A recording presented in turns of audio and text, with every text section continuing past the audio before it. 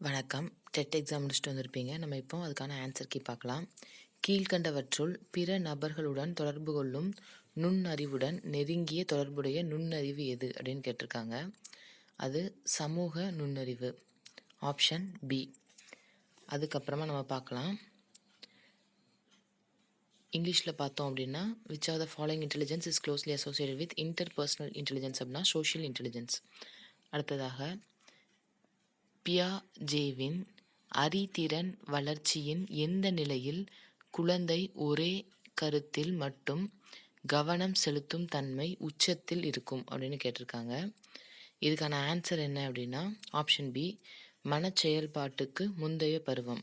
அதாவது child's ability focus on only one concept at a time is prominent in which stage of Piaget's cognitive development. அதாவது pre operational ஸ்டேஜில் தான் அந்த மாதிரி இருக்கும்.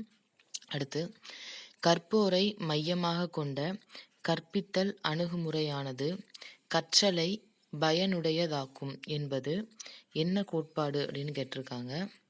இதுக்கான ஆப்ஷன் கன்ஸ்ட்ரக்டிவிஸ்டிக் தியரி, அதாவது அறிவு உருவாக்க கோட்பாடு. Learner centre approach leads to meaningful learning அப்படின்றது தான் உங்களுக்கு என்னது கன்ஸ்ட்ரக்டிவ் தியரி. நன்றி, வணக்கம்.